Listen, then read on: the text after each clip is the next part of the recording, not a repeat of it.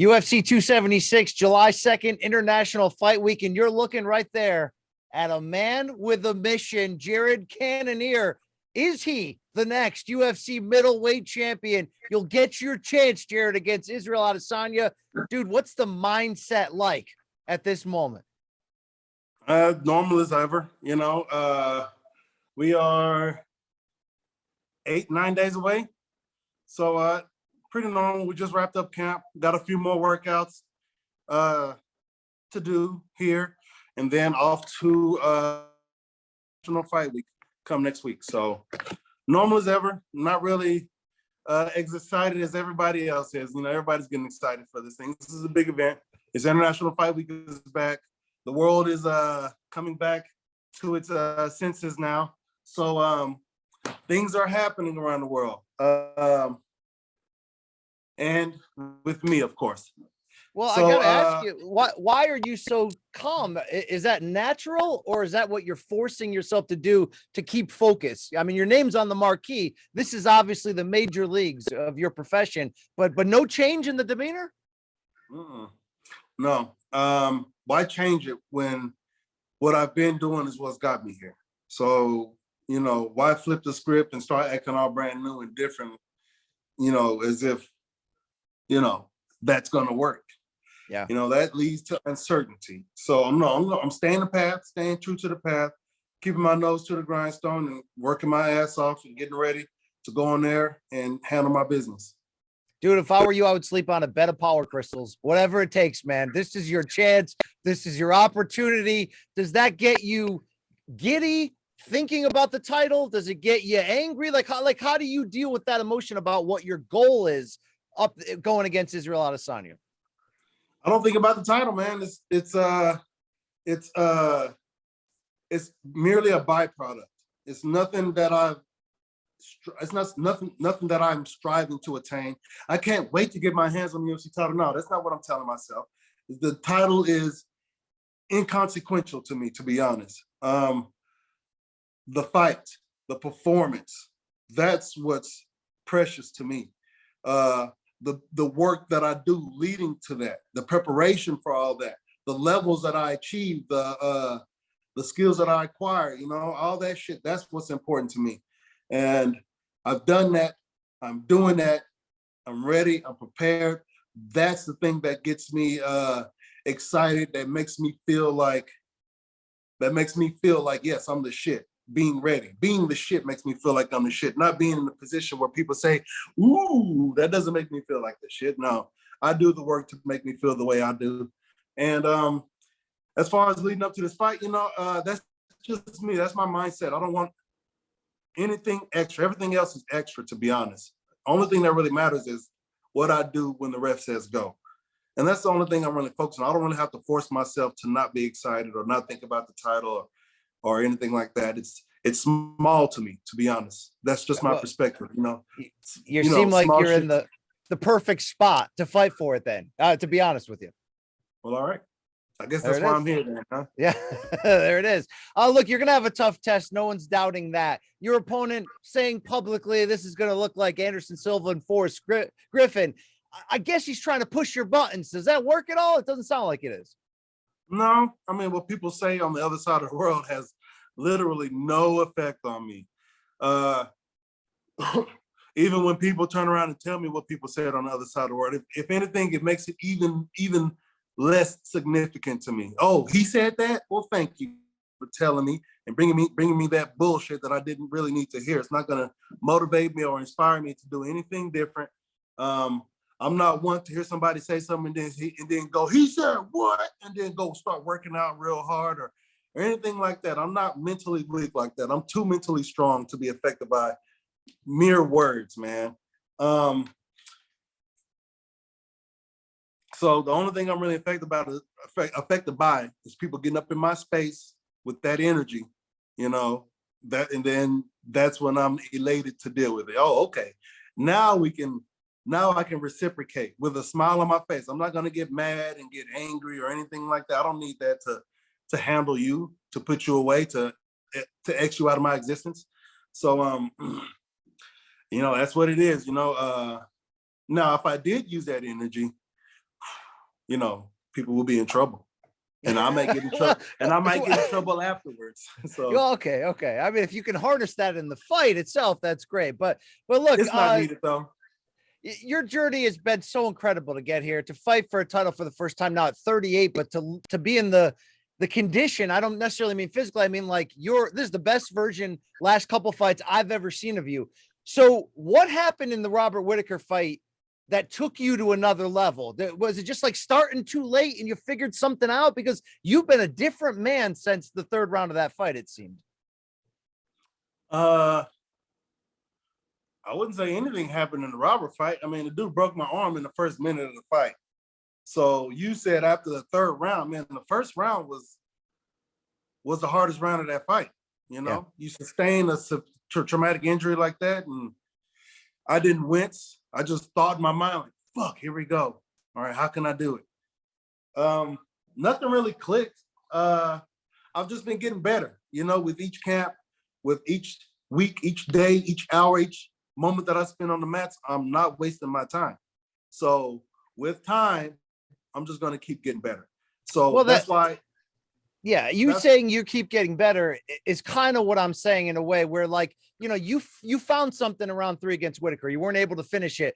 But I feel like the intention you showed in your next 2 fights, both victories to get to this point, I don't know if you got deeper game plans now, but the technique was at a point I'd never seen from you before.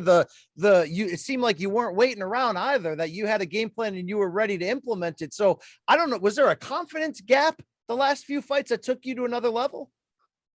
I'm just acquiring new skills, man. Like I said, I'm getting better. Nothing happened in the fight outside of losing the fight and learning those hard ass lessons. This is just the culmination of all the hard work, man. I've just been working my ass off. Nothing has nothing to do with, this particular fight or this particular fighter that I had. You know what I'm saying? Nothing. Like I said, when I step in the octagon, whoever I'm fighting, that goes away. If your name is Robert or Kelvin or Derek or Israel, that shit goes away. We don't even use names when we're in there fighting, to be honest. I think the only person I've heard use names was Sean Strickland when he's fucking around with his opponent. But I'm not even Jared Cannonier in there, So we're just physical beings, physical vessels at our own will, and I'm using my will to take advantage of this situation we call life. So, what's your best way to describe mentally what it's like to navigate a fight at this level? I mean, you said you're not even yourself anymore. So is it like playing a video game? Are you just in another wavelength? What is that like for you? It's hard to explain, man. For people who don't do what I do or what we do is super hard to explain.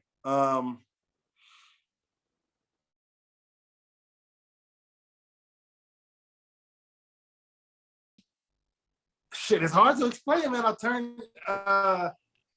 not gonna say I turn into a demon. I go to a dark place and no, nothing like that.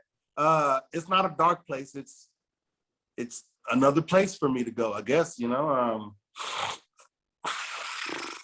don't know what to call it, dude. It's energy. I'm tapping into a specific pool of energy to do a specific task.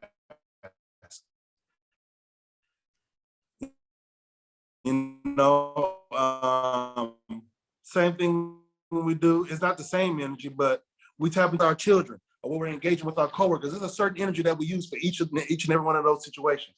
So when it comes to training, martial arts, in the gym, on the mats, it's a certain energy, but in competition, it's a completely different energy. It's primal and yet it's super sophisticated at the same time. It's savage yet elegant. It's hard to explain, man. It's both sides of the coin simultaneously, as above, so below, at the same time. That's the best way I can explain. No, I thought you did a good job. Nobody's gonna be able to understand that. I think it'd be really hard for people to understand. Only very few will understand it like that. So I think that's a good way to put it, though. Yeah. How early were you thinking, I'm going to fight for and win a UFC championship? Like, does it go back to working in the airport in Alaska? Like, when was the moment we were like, Oh no, I could actually go all the way with this. Well, when I watched my first UFC, I was like, yeah, I can do that. I think it was Shogun versus was it Machida or was it Liddell? One of those guys. It was old, way back in the day. But that was one of the first UFCs I saw. And I was like, yeah, I can do that. That looked pretty cool too. But I know I can do it. And then when you start thinking about you see yourself fighting for a title, I mean, I never saw myself not fighting for a title, I'll tell you that much. It's not something I said, I don't think I can do that. I never cast doubt on myself. I've always only ever said I left it up to ether. And ether is essentially limitless potential. The potential for any and everything can happen with ether. And that's and that's what I left it at. And I just put in the work to go as far as I can, to be as good as I can. I set my goals in place. UFC title not being one of those goals, is just being a landmark, if you will. But I've set my goals in place, and they reach far beyond UFC title. So I forgot the question. I forgot the question I was answering, but no, it's just about when you sort of bought into the idea that you could get to the top of this profession, that you could, figure it out. It's such an inspiring journey from the changing of weight classes to where you came from. I'm wondering, I don't take you as a nostalgic guy. You seem like you're focused on the moment, but as you're training for this fight, do you think about the places you were, to reflect back on, to know the distance between then and where you are now? Not necessarily. I try to remain in the present, so I don't really thinking about the past and thinking about the future can only bring about anxiety and uncertainty. So I don't really concern myself with what happened. I'm on the path.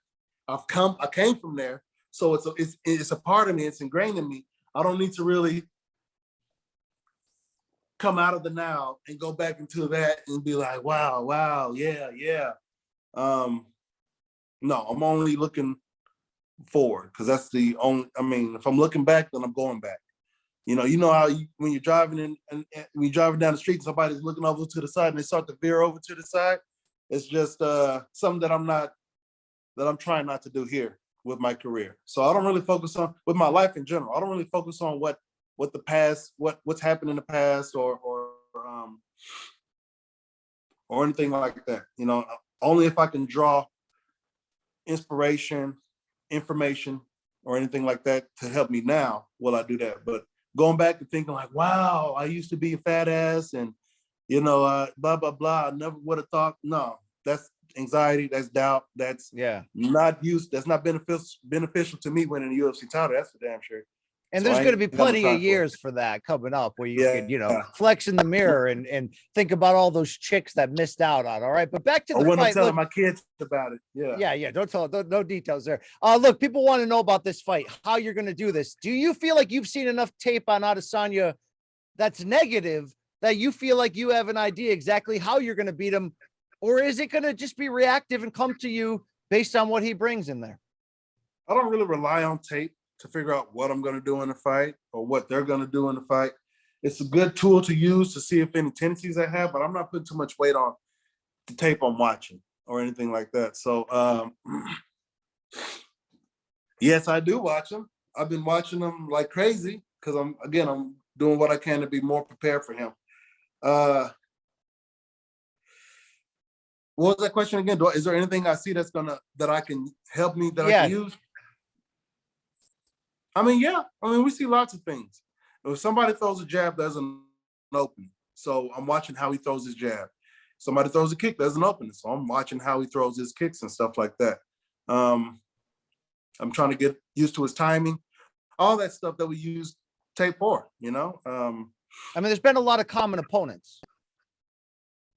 Yeah, we have fought a lot of the same. Both fought Kelvin, both fought Brunson, we both fought Anderson.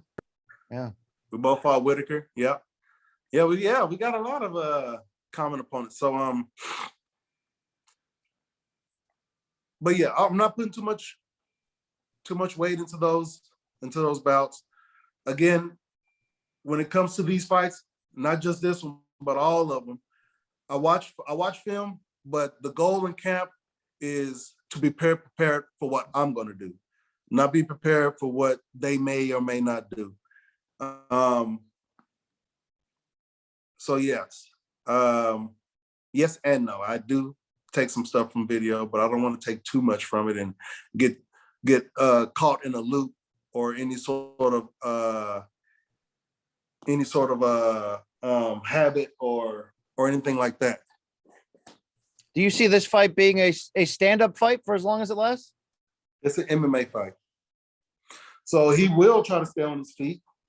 He will try to keep me at arm's length. He definitely doesn't want to be fighting in close with me. So I foresee him moving around a lot. For him trying to keep me from getting my hands on him. So it's gonna be an MMA fight. I'm gonna throw some shots. If he's in range, I might grab a hold of him. He's gonna feel that strength, put him on the ground. And we all know what happens when I start implementing ground and pound. So, but I can knock him out on his feet too, So I'm ready for whatever. He wants to move around and dance around and try to style bend in this fight. I'm gonna bend the bender. I'm gonna break. I bend, but I won't break. So I'll bend with him, and we'll see who can hold up the longest. I got a sneaky feeling this is going to be a war. That's just the fan in me, okay? I got a sneaky feeling this is going to be an incredible fight. I'm not going for no wars. I don't want to, I'm not looking to exchange fire with nobody. I'm looking to impose my will upon my opponent, finish this thing as fast as possible. That's why I like striking. That's why I like punching people. It's real quick finish.